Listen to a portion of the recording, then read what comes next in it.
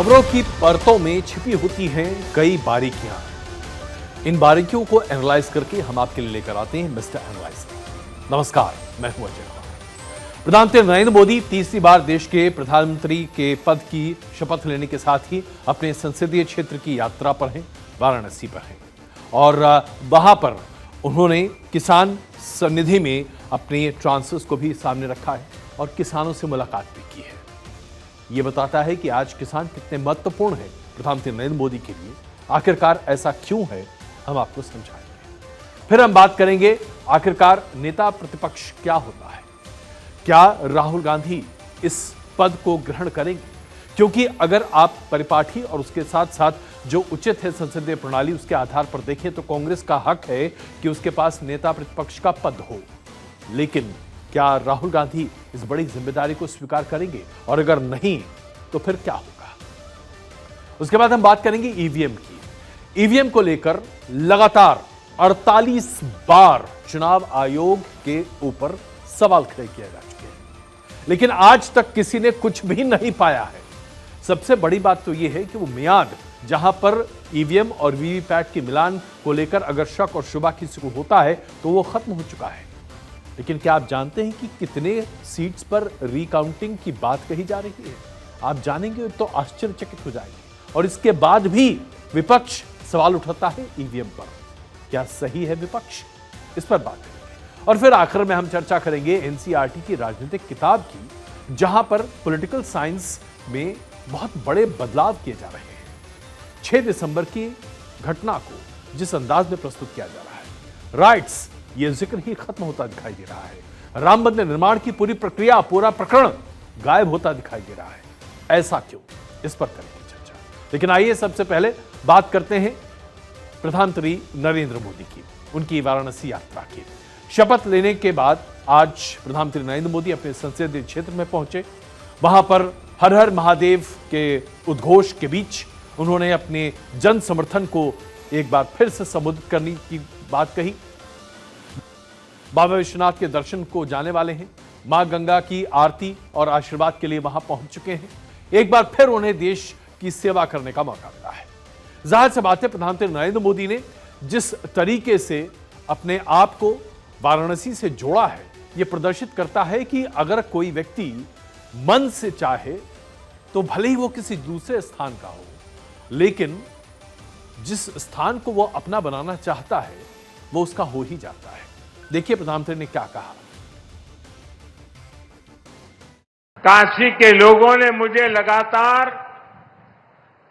तीसरी बार अपना प्रतिनिधि चुनकर धन्य कर दिया है।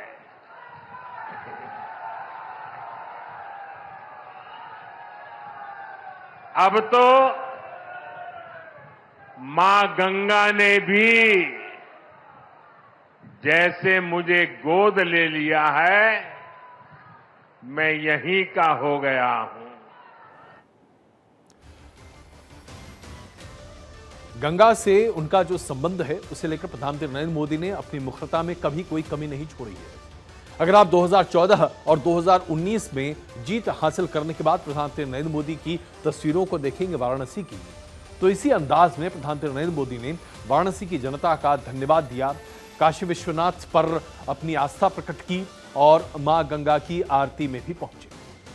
ये 2 तस्वीरें हम आपको दिखा रहे हैं, जो कि बाबा विश्वनाथ को जब वो धन्यवाद दे रहे थे उस वक्त वहां पर जाकर उन्होंने अपनी पूजा अर्चना की थी। 2014 और 2019 की ये तस्वीरें अभी आपके सामने हैं। और अब से थोड़ी देर बाद हम आपको ये भी दिखाएंगे कि तीसरी बार जीत के बाद प्रधानमंत्री नरेंद्र मोदी बाबा विश्वनाथ के दर्शन को कैसे पहुंचे। तो आइए हम आपको ये दिखाएं कि किस तरीके से प्रधानमंत्री नरेंद्र मोदी ने अपने विश्वास को प्रकट भी किया है हर मौके पर। आज यहां आने के बाद लगता है कि न मुझे किसी ने भेजा है, न मैं यहां आया हूं, मुझे तो मां गंगा ने बुलाया है। 5 वर्ष पहले जब काशी की धरती पर मैंने कदम रखा, तब मैंने कहा था कि मां गंगा ने मुझे बुलाया है। मैया ने ऐसा दुलार दिया, काशी के बहन भाइयों ने इतना प्यार दिया, काशी ने इतना प्यार दिया कि बनारस के फक्कड़पन में ये फकीर भी रम गया। ये पहली बार है जब हम काशी का नामांकन अपने मायके उपस्थिति के बिना कर ले है। मां गंगा ही अब हमार माई है। देखिए, तीनों मौकों पर प्रधानमंत्री नरेंद्र मोदी ने मां गंगा के साथ अपने विशेष संबंध को, अपने प्यार को किस तरीके से प्रदर्शित किया है। मां गंगा ने बुलाया, मां गंगा ने इस फकीर को यहां पर बस फकीरी में लीन कर लिया और मां गंगा ही मेरी मां है, अब यह निश्चित हो गया। जाहिर सी बात है, प्रधानमंत्री नरेंद्र मोदी ने मां गंगा के साथ अपने जुड़ाव, काशी विश्वनाथ के साथ अपना जुड़ाव और उसके साथ साथ काशी की जनता को अपना धन्यवाद देने में कभी कोई चूक नहीं की। लेकिन हम आपको यह भी बताएं कि कैसे जब पहली बार वो चुनकर आए थे तो 16 मई 2014 को वाराणसी पहुंचे थे। उन्होंने 16 मई को जीत हासिल की थी, 17 तारीख को पहुंच गए थे। उसके बाद 23 मई 2019 को जीत हासिल की, 27 मई 2019 को धन्यवाद के लिए वो पहुंच पाए थे। लेकिन इस बार उनको पहुंचने में जरा देर हुई। 4 जून को नतीजे आए और वाराणसी में उनकी जीत हुई। लेकिन 18 जून को यानी कि आज प्रधानमंत्री नरेंद्र मोदी गंगा का धन्यवाद करने और उसके साथ साथ बाबा विश्वनाथ के दर्शन करने और वाराणसी की जनता की धन्यवाद के लिए वहां पहुंचे। जाहिर सी बात है, आपके दिमाग में यह शक हो सकता है कि भाई इस बार इतनी देर क्यों हुई। दरअसल प्रधानमंत्री नरेंद्र मोदी को G7 समिट में हिस्सा लेने के लिए इटली जाना था। इसलिए सबसे पहले इटली की यात्रा, और जो कि बहुत ही महत्वपूर्ण था देश की विदेश नीति की दिशा और दशा दोनों को निर्धारित करने के लिए और दुनिया के पटल पर भारत के एहसास को और ज्यादा प्रकट करने के लिए, जो कि उन्होंने किया। और उसके बाद जीत हासिल करने के साथ ही वो वापस वाराणसी पहुंचे। और जब वाराणसी पहुंचे तो वहां पहुंचकर प्रधानमंत्री नरेंद्र मोदी ने एक बात स्पष्ट कर दिया कि उनके तीसरे कार्यकाल में उनकी सबसे पहली और प्रथम प्राथमिकता देश की किसान है। क्योंकि आज इस बात को देश जानता है कि एक बहुत बड़ा एग्रीकल्चरल डिस्ट्रेस पूरे देश में है। हमारी एक बहुत बड़ी आबादी है साहब, जो कि आज भी कृषि पर ही निर्भर करती है। और ये आबादी तकरीबन 67% है, 70% के आसपास आप इसे कह सकते हैं। यानी कि हिंदुस्तान का बहुत बड़ा हिस्सा आज भी कृषि क्षेत्र से ही जुड़ा हुआ है। और कृषि क्षेत्र में जब उत्पाद नहीं बढ़ेगा, स्टोरेज फैसिलिटीज नहीं होगी, किसानों को उचित कीमत नहीं मिल पाएगी, तो कृषि क्षेत्र का विकास कैसे होगा। लिहाजा मोदी सरकार ने अपने सेकंड टर्म में बदलाव लाने की कोशिश की थी कृषि कानून के जरिए, लेकिन किसानों को पसंद नहीं था। अब कृषि क्षेत्र में मूलभूत परिवर्तन के लिए प्रधानमंत्री नरेंद्र मोदी कोई नई योजना के साथ सामने आने वाले हैं। लेकिन उससे पहले उन्होंने किसानों के बीच में अपने आप को प्रकट कर यह संदेश देने की कोशिश की कि उनके लिए सबसे पहले अन्नदाता है।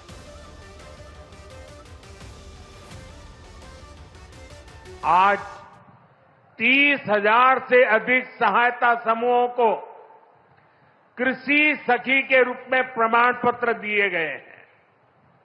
अभी 12 राज्यों में ये योजना शुरू हुई है। आने वाले समय में पूरे देश में हजारों समूहों को इससे जोड़ा जाएगा। तो किसानों के प्रति अपनी आस्था को प्रकट करने के साथ ही आज प्रधानमंत्री नरेंद्र मोदी ने किसानों के लिए बहुत बड़ी सौगात भी प्रस्तुत की। वो किश्त जो कि किसान सम्मान निधि के तौर पर किसानों को दी जाती है, उसकी 17वीं किश्त आज जारी की गई, जिसके तहत प्रधानमंत्री नरेंद्र मोदी ने सरकार की तरफ से 20,000 करोड़ रुपए किसानों के खातों में डाला है। और अपने इस पूरे भाषण में आज जब वो जनता से मुखर हो रहे थे, उनसे बात कर रहे थे, तो उनके मुख्य बिंदु किसान, महिला, विकास और काशी क्षेत्र की उन्नति, ये बड़े पैमाने पर थी। आज अपने भाषण में उन्होंने विपक्ष या विपक्षीय राजनीति का कोई जिक्र नहीं किया, जो कि आमतौर पर उनकी रैली में कई बार देखने को मिल रहा था।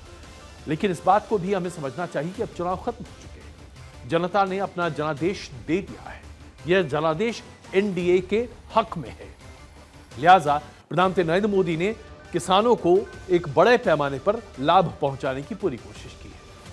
इससे पहले अभी तक 16 किश्तें किसान सम्मान निधि के तहत जारी की जा चुकी हैं और इसके जरिए काफी मदद भी मिल रही है लोगों को, खास करके इसलिए क्योंकि 2000 रुपए प्रति जो एक तरह से आपको जो किसानों को निधि के तौर पर मिल रहा है हर क्वार्टर में, यह अपने आप में बहुत बड़ी बात है साहब। 6000 रुपए हर किसान को मिल रहा है, जिसकी वजह से किसानों को काफी मदद मिलती है अपने जीवन यापन में। अब इसके पीछे राजनीति भी है, जाहिर सी बात है, और वो इसलिए है क्योंकि किसानों का एक बहुत बड़ा वर्ग है जो भारतीय जनता पार्टी से 2019 के लोकसभा के चुनाव के मुकाबले 2024 के लोकसभा के चुनाव में कटता हुआ दिखाई दिया, और इसका बहुत ज्यादा असर उत्तर प्रदेश, पंजाब, हरियाणा, महाराष्ट्र इन राज्यों में मुखर तरीके से देखने को मिला है। इनमें से कुछ एक राज्यों में विधानसभा के चुनाव इसी साल होने वाले हैं। बिहार में और अन्य राज्यों में भी बिहार और दिल्ली में खास करके बात करें 2025 में चुनाव होने वाले हैं। झारखंड, महाराष्ट्र, हरियाणा इन सभी राज्यों में इसी साल 2024 में ही चुनाव है। लिहाजा भारतीय जनता पार्टी के पास कुछ आंकड़े हैं, उन आंकड़ों को मैं आपके सामने भी रखता हूं। 2019 में भारतीय जनता पार्टी को किसानों का वोट जो मिला, उसमें हर 100 किसान में से 39 किसान ने भारतीय जनता पार्टी को वोट किया। जब आप कांग्रेस के पाले में देखें तो हर 100 किसान में से 19 किसान ने कांग्रेस का समर्थन किया था। लेकिन जब आप 2024 के आंकड़े देखते हैं तो यहां पर भारतीय जनता पार्टी को गिरावट देखने को मिली, हर 100 में से 37 किसान, और कांग्रेस को इसका फायदा बड़े पैमाने पर दिखा 19 से 21, यानी कि जो लॉस बीजेपी का है वो कांग्रेस का गेन होता हुआ दिखाई दे रहा है। किसान जब इस देश के सबसे बड़े मतदाता और वोटर बैंक के तौर पर हैं, तो किसान वोट बैंक का अगर भरोसा भारतीय जनता पार्टी पर नहीं रहेगा तो इसका बहुत बड़ा खामियाजा भारतीय जनता पार्टी को झेलना पड़ सकता है, और यह खामियाजा बड़े पैमाने पर इन राज्यों में झेलना पड़ेगा जहां पर चुनाव है, जैसे कि महाराष्ट्र, हरियाणा, झारखंड, उसके बाद बिहार। ये 4 राज्य हैं जहां किसानों की उपस्थिति बड़ी है। किसान वोट बैंक यहां पर बहुत बड़ा है। हरियाणा में खास करके जाट नेतृत्व वाले किसान बड़े पैमाने पर भारतीय जनता पार्टी से अपनी नाराजगी प्रकट कर चुके हैं। महाराष्ट्र में भी किसानों की वजह से और एग्रीकल्चरल डिस्ट्रेस की वजह से भारतीय जनता पार्टी को लोकसभा के चुनाव में काफी खामियाजा उठाना पड़ा था। इसका बड़ा परिणाम हमने उत्तर प्रदेश में भी देखा, जहां भारतीय जनता पार्टी के कोर वोट में एक बहुत बड़ा ड्रिफ्ट और शिफ्ट दिखाई दिया है। जाहिर सी बात है अब भारतीय जनता पार्टी को अपनी कमर कसनी पड़ेगी। लिहाजा प्रधानमंत्री नरेंद्र मोदी ने किसानों के मुद्दे को बहुत गंभीरता से लिया है। यह बात इसलिए भी साबित होती है कि हरियाणा में भारतीय जनता पार्टी को इस बार 10 में से सिर्फ 5 सीटें मिली। मुख्यतः यह नुकसान उनके वोट बैंक के खिसकने से हुआ। महाराष्ट्र में जो पूरा अनियन बेल्ट है, वहां पर भारतीय जनता पार्टी को काफी मुश्किलें झेलनी पड़ रही। 13 सीटें एनडीए के पास थी 2019 में, इसमें से 12 सीटें एनडीए हार गई 2024 में। लिहाजा आप समझ सकते हैं कि आज प्रधानमंत्री नरेंद्र मोदी के लिए कितना महत्वपूर्ण है कि किसानों के इस पूरे मुद्दे को समग्रता से देखते हुए वो इस बात का भरोसा दें कि ये वोट बैंक उनकी पार्टी के साथ ही रहेगा। तो जहां एक तरफ धन्यवाद काशी को, वहीं आने वाले चुनाव के लिए पहले से रणनीति भी तैयार। यही है प्रधानमंत्री नरेंद्र मोदी की सबसे बड़ी काबिलियत। आइए आज की दूसरी बड़ी स्टोरी आपके सामने प्रस्तुत करते हैं। इस बारे में अब कोई अस्पष्टता नहीं है कि राहुल गांधी रायबरेली से अब अपनी सांसदी रखेंगे। वायनाड की सांसदी उन्होंने त्याग दी है, इसके बारे में उन्होंने चिट्ठी लिख दिया है। वायनाड से अब प्रियंका गांधी सांसद के तौर पर सामने आ सकती हैं, उपचुनाव लड़ेंगी, जीत गई तो कांग्रेस पहुंच सकती है। लेकिन इसके पहले कांग्रेस वर्किंग कमेटी ने एक बैठक की जिसमें राहुल गांधी से लीडर ऑफ ऑपोजिशन बनने की बात कही गई है, और यह बहुत ही महत्वपूर्ण है, बहुत ही महत्वपूर्ण है। आइए आपको हम दिखाएं कि कांग्रेस के नेताओं ने क्या क्या कहा है और क्या क्या उम्मीदें उन्हें राहुल गांधी से है। CWC unanimously requested Sri Rahul Gandhi ji to take the leader of the opposition position in Lok Sabha. All the participants unanimously put up their views on this issue. Everybody was unanimous that Rahul ji should take leader of the opposition position in the Lok Sabha. तो यानी कि 8 जून को ही राहुल गांधी से निवेदन कांग्रेस ने किया कि आप लीडर ऑफ ऑपोजिशन का पद ग्रहण कीजिए, लेकिन राहुल गांधी ने अभी तक इस बारे में कोई स्पष्टता सामने रखी नहीं। दरअसल अंदर खाने की तो चर्चा यह तक है कि अब और उम्मीदवार की तलाश की जा रही है। क्या एक बार फिर अधीर रंजन चौधरी जैसे किसी नेता को लीडर ऑफ ऑपोजिशन के पद पर बिठाने की तैयारी राहुल गांधी कर रहे हैं? यह अपने आप में बड़ा ही जबरदस्त होगा साहब। खैर, इसके बारे में आगे चर्चा करता हूं, इसके डिटेल से आगे बताऊंगा आपको। लेकिन नेता प्रतिपक्ष बनने का मतलब क्या है? यह बहुत ही महत्वपूर्ण पद है संसदीय प्रणाली में, लोकसभा के लिए, क्योंकि लोकतांत्रिक प्रणाली में नेता प्रतिपक्ष एक बहुत ही बड़ा ओहदा होता है साहब। कैबिनेट स्तर का यह पोस्ट है, यानी कि कैबिनेट मंत्री के बराबर का वेतन, भत्ता, सुविधाएं, सारे हक वही मिलते हैं लीडर ऑफ ऑपोजिशन को जो एक कैबिनेट मंत्री को मिलता है। उन्हें एक सचिवालय मिलता है, दफ्तर मिलता है, हाई सिक्योरिटी मिलती है, वही तरह का आवास और उसके साथ साथ पूरा सेक्रेटेरिएट। संसदीय प्रणाली में जो तमाम समितियां होती हैं उनकी भूमिका बहुत महत्वपूर्ण होती है, क्योंकि सारे बिल आमतौर पर संसदीय समितियों के जरिए ही लोकसभा के पटल पर आते हैं। लीडर ऑफ ऑपोजिशन का पोस्ट इसलिए बहुत ताकतवर माना जाता है क्योंकि इन सभी समितियों में लीडर ऑफ ऑपोजिशन की भागीदारी होती है, और लीडर ऑफ ऑपोजिशन अपनी बातों को जब सामने रखते हैं तो सरकार को भी उन्हें ध्यान देना पड़ता है। 1969 में ऑपोजिशन लीडर को आधिकारिक सहमति दी गई थी और उसके बाद से यह पोजीशन काफी महत्वपूर्ण बना दी गई। अब देखिए यहां पर परिस्थिति क्या थी। 2014 और 2019 में विपक्ष की स्थिति इतनी खराब थी कि उसके पास नेता प्रतिपक्ष चुनने के लिए भी उचित प्रतिनिधित्व लोकसभा में नहीं था। नेता प्रतिपक्ष का पद उसी पार्टी को मिल सकता है जिसके पास कम से कम 10% सीट्स हो।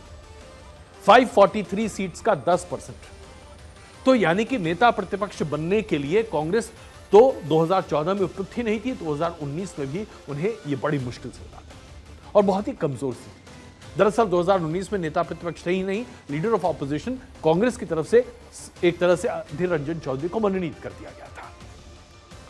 ऐसी स्थिति में आज कांग्रेस पहले के मुकाबले, बीते 10 साल के मुकाबले काफी बेहतर स्थिति में है। 99 सांसद आज भी कांग्रेस के पास हैं। राहुल गांधी को वायनाड की सीट छोड़ने के बाद भी अन्यथा 100 सांसद होते। ऐसे में अब कांग्रेस के नेता चाहते हैं कि लीडर ऑफ ऑपोजिशन का पद राहुल गांधी को मिलना चाहिए, और वह इसलिए क्योंकि राहुल गांधी लगातार प्रधानमंत्री नरेंद्र मोदी पर प्रहार करते रहे हैं। पूरे फ्रंटल अटैक को ऑपोजिशन का राहुल गांधी कांग्रेस की तरफ से लीड करते रहे हैं।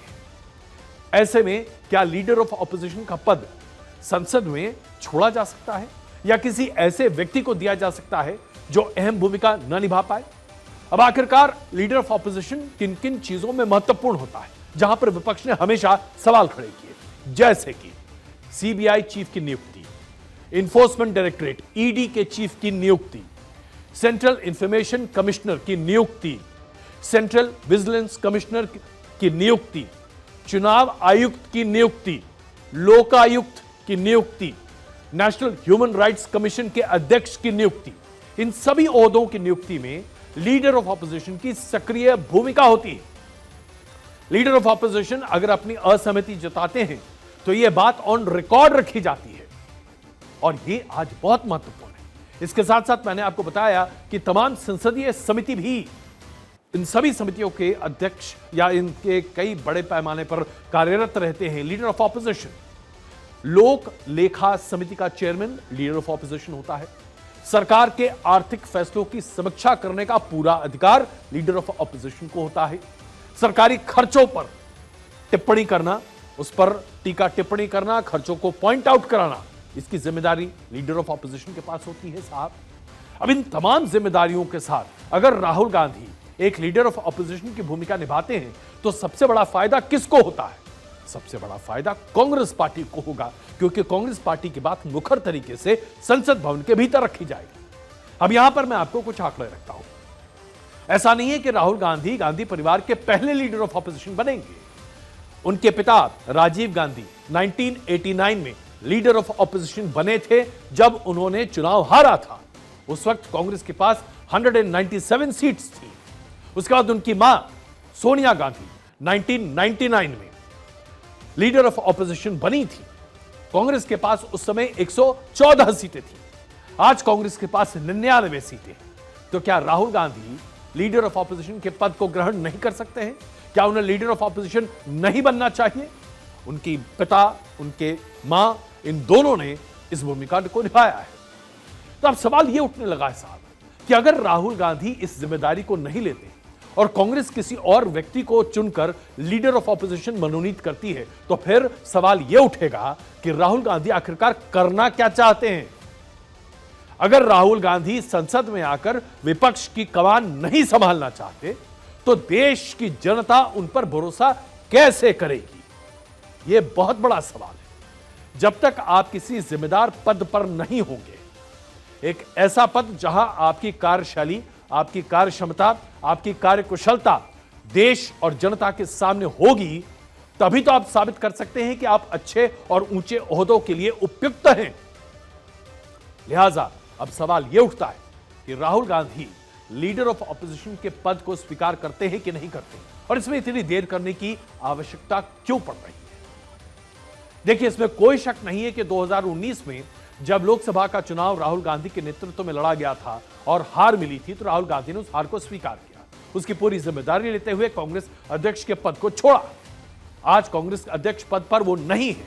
इसके बावजूद कांग्रेस के तमाम फैसले दुनिया जानती है और कांग्रेस के भीतर हर कोई जानता है कि गांधी परिवार लेता है, जिसमें राहुल गांधी की बहुत बड़ी और निर्णायक भूमिका होती है। लिहाजा सवाल यह उठता है कि क्या राहुल गांधी को अब नेता प्रतिपक्ष नहीं बनना चाहिए? अगर राहुल गांधी नेता प्रतिपक्ष नहीं बनते हैं तो क्या क्या सूरत हाल हो सकती है? सबसे पहली चीज जो मैं समझ पा रहा हूं, कांग्रेस के तमाम कार्यकर्ताओं और नेताओं का मनोबल पूरे तरीके से टूटेगा, क्योंकि जिस व्यक्ति के पीछे पूरे कांग्रेस पार्टी ने अपना दमखम लगा दिया है, आज से नहीं बल्कि 2004 से, अगर वो कोई सरकारी पद को लेने को तैयार नहीं है, जनता की आवाज उठाने का नेतृत्व करने की उसमें हिम्मत नहीं है, तो फिर वो सक्रिय राजनीति में क्या कर रहा है? वो एक नॉन सीरियस नेता के तौर पर देखे जाए। और ये टैग जो कि लगातार विपक्ष, यानी कि कांग्रेस का विपक्ष, भारतीय जनता पार्टी उनके ऊपर लगाती रही है, ये राहुल गांधी के लिए हमेशा के लिए चिपक जाएगा साहब। Non serious political leader, non serious player. क्या राहुल गांधी इस लेबल के साथ जिंदा रहना चाहते हैं?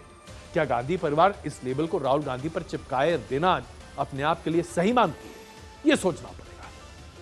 इसके साथ साथ एक बहुत ही नेगेटिव इमेज राहुल गांधी की बाहर निकलेगी, और वो निकलेगी कि किसी भी जिम्मेदार ओहदे पर नहीं रहना चाहते, भागते हैं।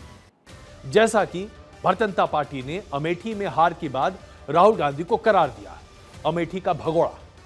यह बात अलग है कि आज अमेठी में कांग्रेस ने जीत हासिल। तो क्या कांग्रेस के बीच में अपनी विश्वसनीयता, कार्यकर्ताओं के बीच में अपनी विश्वसनीयता, क्या जनता के सामने अपनी कार्यकुशलता को राहुल गांधी को प्रकट नहीं करना चाहिए? यह बहुत बड़ा सवाल है। इसके साथ साथ एक आखिरी आंकड़ा आपके सामने प्रस्तुत करूं। देखिए, भारतीय जनता पार्टी के तमाम वरिष्ठ नेताओं ने कभी लीडर ऑफ ऑपोजिशन की जिम्मेदारी से अपने आप को अलग नहीं किया है। 1990, 1991, 2004 3 बार L K. Advani leader of opposition रहे। 1993, 1996 Atal Bihari Vajpayee leader of opposition रहे, माफ कीजिएगा। और 2009 में Sushma Swaraj leader of opposition बनाई गई थी, जो 2014 तक थी। भारतीय जनता पार्टी ने लीडर ऑफ ऑपोजिशन के पद को हमेशा बहुत महत्वपूर्ण रखा और हमेशा उसका नेतृत्व उन लोगों ने किया जो एक तरह से पार्टी के सबसे बड़े चेहरे रहे। एल.के. आडवाणी, अटल बिहारी वाजपेयी, और उसके बाद अटल बिहारी वाजपेयी ने जब सक्रिय राजनीति से अपने आप को अलग कर लिया तो उसके बाद सुषमा स्वराज। 2014 और 2019 में यह पद खाली रहा। आज कांग्रेस के पास यह मौका है। अब सवाल यह उठता है कि क्या इस मौके पर राहुल गांधी खरे उतरते हैं, या दरअसल ये एक ऐसा मौका निकलेगा जहां विपक्षी एकजुटता, विपक्षी आवाज, जनता की आवाज और सरकार पर जनता की तरफ से सवाल उठाने वाले व्यक्ति और चेहरे के तौर पर राहुल गांधी अपने आप को उपयुक्त नहीं पाते। अगर ऐसा होगा तो यह अपने आप में बड़ा ही दुर्भाग्यपूर्ण होगा। और यह इसलिए भी कहा जा सकता है क्योंकि राहुल गांधी संसद में अपनी उपस्थिति बहुत कम रखते हैं। मैं आंकड़ा आपके सामने रखता हूं। राहुल गांधी की अटेंडेंस की बात है तो अटेंडेंस उनका औसत 51% है। 51% उनका संसद में अटेंडेंस है। इसके आगे वो संसद में नहीं दिखाई। जबकि आमतौर पर एक नॉर्मल सांसद के अटेंडेंस की बात की जाए तो वो 79% है। ऐसे में राहुल गांधी को सोचना पड़ेगा। आप राजनीति कर रहे हैं, चेहरा है कांग्रेस के, तो क्या आपको एक सांसद के तौर पर, क्या आपको एक लीडर ऑफ ऑपोजिशन के तौर पर, क्या आपको कांग्रेस के चेहरे के तौर पर विपक्ष की आवाज नहीं बनना चाहिए? और अगर आप में यह मादा नहीं है तो फिर क्या वक्त नहीं आ गया है कि आप राजनीति से संन्यास लें? लोकसभा के चुनाव खत्म हो गए। तीसरे टर्म में एनडीए की सरकार बन गई। विपक्ष को भी काफी अच्छी सीटें मिली हैं, 235 के आसपास, इंडिया गठबंधन और सभी विपक्षी पार्टियों को। एक तरह से देखें तो चुनाव बड़े ही शांतिपूर्ण तरीके से खत्म हो गया साहब। लेकिन कुछ एक जिन होते हैं ना साले, बोतल में घुसते ही नहीं है। क्या किया जाए, वो जिन बाहर निकलते ही रहते हैं। और ये जो जिन है ये ईवीएम का जिन है साहब। ईवीएम का जिन 48 बार चुनाव आयोग के सामने समस्या बनकर सामने आ चुका है। लेकिन यह जिन कभी भी किसी भी बोतल में जाने को तैयार नहीं होता साहब। अब ईवीएम को लेकर जो ताजा आंकड़े हैं वो आपके सामने प्रस्तुत कर रहे हैं। चुनाव के खत्म होने के बाद आमतौर पर ईवीएम और वीवीपैट की पर्चियों के मिलान में अगर कोई दिक्कत आती है तो कोई भी उम्मीदवार इसे लेकर चुनाव आयोग के सामने जा सकता है। ऐसे में अभी तक कितने उम्मीदवार हैं जिन्होंने ईवीएम की गड़बड़ी या वीवीपैट से मिलान में कमजोरी को लेकर चुनाव आयोग का दरवाजा खटखटाया है, यह आपके लिए जानना बहुत आवश्यक है। सबसे पहले आइए आपको दिखाएं कि चुनाव आयोग से अभी तक सिर्फ 543 में से 10 उम्मीदवार ऐसे हैं जिन्होंने यह मांग की है कि ईवीएम और वीवीपैट की जो पर्चियों का मिलान है वो फिर से किया जाए। 543 में से सिर्फ 10, इसमें से कई बीजेपी के उम्मीदवार हैं, ऐसे उम्मीदवार जो इस चुनाव हार गए। तो यानी कि ये पूरे के पूरे विपक्षी लोग नहीं हैं। ज्यादातर जो मांगे की गई हैं उसमें 1 से 3 ईवीएम यूनिट के सत्यापन की मांग की गई है। सिर्फ एक ऐसे उम्मीदवार हैं जो कि बीजेडी के हैं, दीपाली दास, उन्होंने 13 मशीनों की जांच की मांग की है। ऐसे में सवाल यह उठता है कि आखिरकार ईवीएम से जांच की मांग को लोग क्यों नहीं आगे लेकर आना चाहते, जब इतनी ईवीएम में गड़बड़ियों की बात चुनाव के दौरान और उसके बाद भी होती रही है। इसमें जो खर्च आता है वो बड़ा ही मामूली सा है, 40,000 रुपए प्लस 18% जीएसटी जमा करना पड़ता है, दैट्स ऑल। लेकिन ईवीएम और वीवीपैट के मिलान को लेकर सुप्रीम कोर्ट के आदेश के बाद, जो कि 26 अप्रैल को सामने आया था, उसे लेकर अभी तक महज 10 लोगों ने शिकायत की है और आमतौर पर 2 या 3 ईवीएम मशीन्स को लेकर ही शिकायत की है। अब इसके लिए अवधि होती है 7 दिनों की, जिसके अंदर उम्मीदवार को अपनी आपत्ति दर्ज करानी पड़ती है। और प्रत्येक विधानसभा में अधिकतम 5 ईवीएम की जो मिलान होती है, उसके आगे अगर आपको लगता है कि कहीं कुछ गड़बड़ है तो आप आवेदन दे सकते हैं चुनाव आयोग को, और उस आवेदन के हिसाब से फिर उसके बाद दोबारा मतगणना की बात होती है। ऐसे में अब आज हम बात कर रहे हैं 18 तारीख को। 4 तारीख को नतीजे सामने आ गए थे, ऑलमोस्ट 14 दिन पूरे हो चुके हैं, लेकिन अभी तक इस पर कोई भी और शक शुबा नहीं है। लेकिन साहब, जैसा हमने आपको कहा ना, ये ईवीएम का जिन बोतल के अंदर जाने को तैयार ही नहीं होता। महाराष्ट्र की एक अखबार ने एक स्टोरी छापी कि मुंबई उत्तर पश्चिम लोकसभा क्षेत्र में ईवीएम की गड़बड़ी हुई है।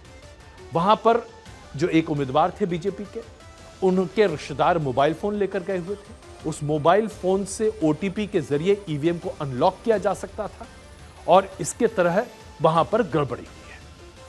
यह बात जैसे ही सामने आई, अखबार में जो छपी रिपोर्ट थी, हर किसी ने एक के बाद एक दनादन इस पर अपनी टिप्पणी शुरू कर दी। यहां तक कि कांग्रेस के सांसद राहुल गांधी ने भी टिप्पणी डाल दी और इलन मस्क, जी हां, अमेरिका में बैठे हुए, उनको भी भारत की ईवीएम पर शक हो आया और उन्होंने भी टिप्पणी की कि ईवीएम से चुनाव नहीं होने चाहिए। इस पूरे मामले में बात यह निकल कर आ रही थी कि क्या गड़बड़ी हो सकती है। इस अखबार ने उसके बाद जब हो हल्ला हुआ तो फिर अखबार की वजह से जो जिला चुनाव अधिकारी हैं, उन्होंने स्पष्टता से बात कही कि किसी भी मोबाइल पर कोई ओटीपी नहीं आता और किसी भी ओटीपी के जरिए किसी ईवीएम को नहीं जोड़ा जा सकता, क्योंकि ईवीएम एक स्टैंड अलोन मशीन है। वो किसी भी ब्लूटूथ से, वाईफाई से या किसी और कनेक्शन से नहीं जुड़ा हुआ है। जब ये बात सामने रखी गई मुखर तरीके से, तो उसके बाद मीडिया समूह ने जितनी बड़ी खबर छापी थी उसके एक 18वें भाग का एक छोटा सा स्पष्टीकरण छापकर अपने आप को बरी कर लिया। अब सवाल यह उठता है साहब कि इस तरह की अटकलें कैसे उठाई जाती हैं? क्यों एक के बाद एक तमाम राजनीतिक दल ईवीएम को लेकर इस तरह के सवाल उठाते रहते हैं? इसलिए मैं यह सवाल उठा रहा हूं क्योंकि चुनाव के दौरान भी याद कीजिए कैसे कांग्रेस लेकर तमाम विपक्षी दलों ने यह कहा था कि चुनाव आयोग जो परसेंटेज ऑफ पोलिंग है उसके डेटा को रिलीज करने में काफी टाइम लगा रहा है, जिसकी वजह से गड़बड़ी की आशंका जाहिर की गई। यहां तक कि सुप्रीम कोर्ट का दरवाजा खटखटाने की बात भी कही जा रही थी, लेकिन हुआ क्या? कुछ भी नहीं। तमाम चुनाव आयुक्तों ने कहा कि यह प्रक्रिया पहले से चली आ रही है, इसमें कुछ भी नया नहीं है। यानी कि चुनाव के दौरान भी जनता को भ्रमित करने की पूरी तरीके से कोशिश की गई। चुनाव के पहले तो इसके बारे में तमाम टिप्पणियां आ ही रही थी। सबसे अच्छी बात तो यह है कि विपक्ष को जब भी लगता है कि वो हार रहा है तो ईवीएम की गड़बड़ी का बहाना होता है, और जब वो चुनाव जीत रहा होता है तो ईवीएम बिल्कुल सही चल रहे होते हैं। और यह बात आज से नहीं है। सबसे पहले 1982 में जब ईवीएम का इस्तेमाल शुरू हुआ, उसके बाद से अटकलें शुरू हुई। 2004 में ईवीएम का इस्तेमाल पूरे देश भर में लोकसभा के चुनाव के दौरान हुआ। उस समय भी ईवीएम को कटघरे में खड़ा करने की कई कोशिशें की गई कि भाई ये डिजिटल है, इसमें फ्रॉड हो सकता है। फिर 2009 में जो लोकसभा का चुनाव हुआ, उस वक्त भी भारतीय जनता पार्टी के नेताओं ने अपनी हार का ठिकरा ईवीएम पर फोड़ा। एक किताब भी लिखी गई भारतीय जनता पार्टी के नेता जीवी नरसिम्हा राव के द्वारा, जिसमें ऐसा कहा गया, ऐसे संकेत रखे गए कि हो सकता है कि ईवीएम हैक किया जा सके। चुनाव आयोग ने उस वक्त भी इसकी स्पष्टता दी। उसके बाद चुनाव हुए 2014 में, फिर ईवीएम चुनाव आयोग ने फिर स्पष्टता दी। उसके बाद 2017, 2019, 2024, 2019 के बाद तो दरअसल चुनाव आयोग ने कहा कि आइए आप लोग ट्राई कर लीजिए। सभी राजनीतिक दलों को एक विंडो दिया गया, ईवीएम मशीन रख दी गई और कहा कि इसको हैक करके दिखाइए। जब तमाम राजनीतिक दल ईवीएम मशीन हैक नहीं कर पाए तो उन्होंने कहा कि हमें इसका हैक करने का तरीका नहीं पता, लेकिन हम मानते हैं कि ईवीएम मशीन हैक की जा सकती है। कुल मिलाकर देखा जाए तो चुनाव आयोग के ऊपर इस तरह के आरोप ईवीएम के लागू होने से लगते रहे। अब यहां पर एक और सवाल है मेरा विपक्षी पार्टियों से। बैलेट पेपर के लिए जो तमाम लोग आज इतने आंसू बहा रहे हैं, क्या वो भूल गए हैं वो दिन जब यही वो हिंदुस्तान है जहां लोकसभा और विधानसभा के चुनाव में बैलेट बॉक्स चोरी कर लिए जाते थे, बैलेट बॉक्स के जरिए पूरे बूथ को चोरी कर लिया जाता था। उसके बाद एक ही बैलेट बॉक्स के सारे मुहर लगाकर छापाखाना डाल दिया जाता था। वो दिन भूल गए क्या? वो जिस तरीके से घोड़े पर आकर लोग बैलेट बॉक्स चुरा चुरा कर ले जाते थे और बैलेट बॉक्स कई नदियों नहरों में मिला करता था, वो दिन भूल गए क्या? आज ईवीएम तो ऐसे नहीं मिल रहा है साहब। तो ईवीएम को लेकर इस तरह की बातें, सबसे बड़ी बात यह है कि आप इस बात को गांठ बांध कर रख लीजिए। ईवीएम एक कंप्यूटर से कंट्रोल्ड यूनिट नहीं है।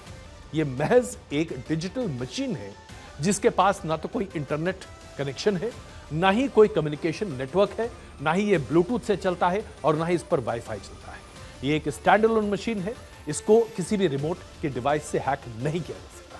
इसके साथ इसका टैबुलर मशीन अलग से लगा होता है जिसे सील कर दिया जाता है। इसके साथ साथ अब 5% वीवीपैट का मिलान भी होता है, यानी कि गड़बड़ी की आशंका लगभग न के बराबर है।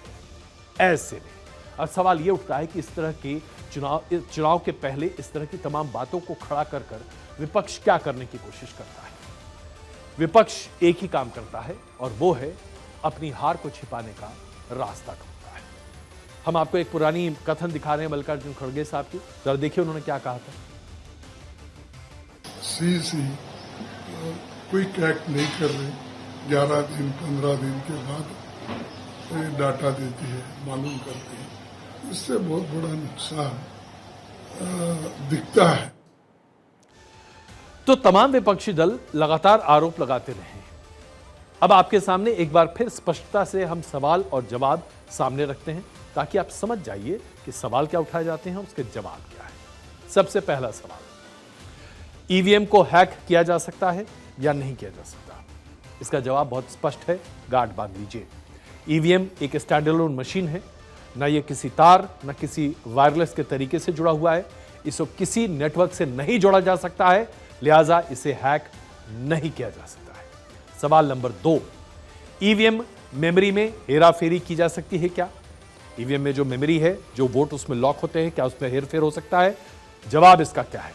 यह संभव नहीं है, क्योंकि ईवीएम को प्रशासनिक सुरक्षा में डीएम की निगरानी में एक ही जगह पर रखा जाता है। वहां पर सभी प्रत्याशियों के रिप्रेजेंटेटिव्स होते हैं और वहां पर कोई चोरी नहीं हो सकती। तीसरा सवाल, क्या ओटीपी, ब्लूटूथ या वाईफाई के जरिए ईवीएम को अनलॉक किया जा सकता है? क्या मोबाइल फोन के जरिए ईवीएम को अनलॉक किया जा सकता है? इसका जवाब स्पष्टता से जान लीजिए। ईवीएम किसी ओटीपी से नहीं चलता, यह आपका कोई बैंकिंग ऐप नहीं है। क्या छेड़छाड़ करने के साथ जो सोर्स कोड है उसको चेंज किया जा सकता है और एक नया सोर्स कोड डाला जा सकता है? क्योंकि ईवीएम मशीन्स को रीप्रोग्राम चुनाव आयोग के जरिए किया जाता है। एक बात समझ लीजिए, इसका जवाब बहुत क्लियर है। एक बार प्रोग्राम जब कर दिया जाता है ईवीएम को, तो उसके बाद आप ईवीएम को रीप्रोग्राम तभी कर सकते हैं जब आप उसे वापस चुनाव आयोग ले जाएं। बीच में आप उसके सील तोड़कर उसको रीप्रोग्राम नहीं कर सकते हैं, बिकॉज उसका रीप्रोग्रामिंग सॉफ्टवेयर चुनाव आयोग के पास है, किसी और के पास नहीं है। यानी कि अविश्वास की जो स्थिति है चुनाव आयोग को लेकर और ईवीएम को लेकर, इस पूरे विवाद को अब पूरे तरीके से पूर्ण विराम दे देना चाहिए। और जो राजनीतिक दल इसकी दुहाई देते हैं, समझ लीजिए नाच ना आवे आंगन टेढ़ा, नहीं लड़ने आता इनको चुनाव, इसलिए रोते हैं। आज की आखिरी स्टोरी आपके सामने, 12वीं कक्षा के सामाजिक विज्ञान की जो पॉलिटिकल साइंस की जो एनसीईआरटी की कोर्स है, उसे लेकर एक बहुत बड़ा विवाद खड़ा होता दिखाई दे रहा है। और यह विवाद इसलिए खड़ा हो रहा है क्योंकि इसमें से कई महत्वपूर्ण जो पॉलिटिकल साइंस के नजरिए से जो महत्वपूर्ण घटनाएं हैं देश की, जिसे हम इतिहास के पन्नों में भी दर्ज कर सकते हैं, उसका जिक्र, उसका वर्णन न के बराबर है। जैसे कि बाबरी मस्जिद का नाम पूरे तरीके से पॉलिटिकल साइंस के सिलेबस से हटा दिया गया है। अब बाबरी मस्जिद की जगह लिखा गया है 3 गुंबज वाला ढांचा। अब जरा बताइए, ऐसा कौन सा हिंदुस्तानी होगा जो बाबरी मस्जिद को 3 गुंबज वाले ढांचे के नाम से पहचानेगा? और आगे पढ़ने वाले बच्चे क्या कभी रिलेट कर पाएंगे कि 3 गुंबज वाला ढांचा क्या था? इसके साथ साथ अयोध्या और राम मंदिर को लेकर जो पूरी एक चुनावी प्रक्रिया रही है, जो कानूनी प्रक्रिया रही है, और उसके साथ साथ जो राजनीतिक आंदोलन रहा है, जो धार्मिक आंदोलन रहा है, आज से नहीं बल्कि 200 सालों से, उसके बारे में कहीं कोई जानकारी है ही नहीं। उसे बहुत ही छोटा कर दिया गया है, अब्रिज कर दिया गया है।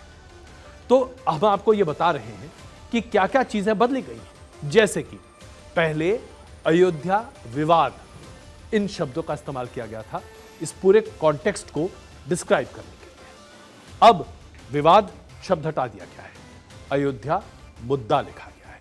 यानी कि अब किसी को यह समझ ही नहीं आएगा कि अयोध्या को लेकर कभी कोई विवाद था भी।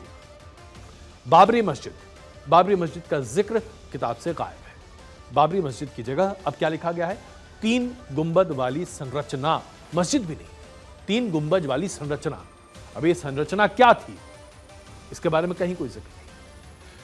राम मंदिर आंदोलन से जुड़े 4 पन्नों के पूरे डिस्क्रिप्शन को छोटा कर 2 पन्ने में कर दिया गया है। आखिरकार इसको करने की आवश्यकता क्यों पड़ी है? इसके साथ साथ जो कार सेवक, रथ यात्रा, उसके साथ साथ जो पूरा धार्मिक और राजनीतिक आंदोलन चला, इन सभी चीजों को पॉलिटिकल साइंस के चैप्टर से निकाल दिया गया है। ये जो तमाम डिलीशंस हैं, ये बहुत बड़े सवाल खड़े करते हैं साहब। क्या आज एनसीईआरटी में बैठे तमाम लोग भारत की हिस्ट्री, भारत के इतिहास को बदलना चाहते हैं? क्या यह बात नहीं मानना चाहिए, या क्या इस बात पर चर्चा नहीं होनी चाहिए थी कि अयोध्या में राम मंदिर था जिसे तोड़कर बाबरी मस्जिद बनाया गया? सुप्रीम कोर्ट का आदेश है, ये सुप्रीम कोर्ट का फैसला है। क्या इसे न माने, क्या इसे न जाने बच्चे? राम मंदिर का निर्माण किन परिस्थितियों में हुआ, कैसे राम मंदिर आंदोलन चला, इसकी जानकारी पॉलिटिकल साइंस के स्टूडेंट्स को नहीं होगी तो किसे होगी साहब? और क्या यह जानकारी देश के बच्चों को नहीं होनी चाहिए? अगर देश के बच्चों को यह जानकारी नहीं होगी तो देश के बच्चे अपने ही इतिहास को नहीं जानेंगे। हम अपने बच्चों को किस तरह का इतिहास समझाने की कोशिश कर रहे हैं? क्या मैं एक कदम आगे बढ़ते हुए आपसे सवाल पूछता हूं, क्या आज हम कुछ एक समूह को, एक गुट को यह अधिकार देते हैं कि वो भारत की मौजूदा, वर्तमान और इतिहास दोनों को बदल दे, जिसकी वजह से भारत के लोग भारत की पहचान भुला दे? तमाम गतिविधियां, तमाम डेवलपमेंट्स जो होते हैं, वो एक देश के इतिहास को मजबूत करता है, और देश के इतिहास को समझने के बाद ही आप वर्तमान को समझ सकते हैं, और वर्तमान को समझने के बाद ही आप भविष्य के बारे में सोच सकते हैं, विचार कर सकते हैं। तो क्या हम आज एक ऐसे जनरेशन को तैयार कर रहे हैं जिनमें हम ये सूझबूझ डालना ही नहीं चाहते? इसे लेकर राम मंदिर संस्थान से जुड़े तमाम लोगों ने अपना विरोध पूरे तरीके से सामने रखा है, और कई और स्वयंसेवी संस्थाओं ने भी एनसीईआरटी के इस कदम की आलोचना की है। सवाल यह है जिसको मैं आज आपके सामने छोड़े जाता हूं। हर परिवार के पास यह गर्व की बात होती है कि उसके बच्चे अपने परिवार के तमाम इतिहास को जानें। आप इतिहास क्यों जानना चाहते हैं? क्योंकि आप अपने परिवार की एक जड़ों को जब तक नहीं पहचानेंगे तब तक आप उस परिवार का हिस्सा नहीं हो सकते। लिहाजा अगर हिंदुस्तान के बच्चे हिंदुस्तान की जड़ें नहीं जानेंगे तो क्या हिंदुस्तान की पहचान बन पाएंगे? यह सवाल आप सबके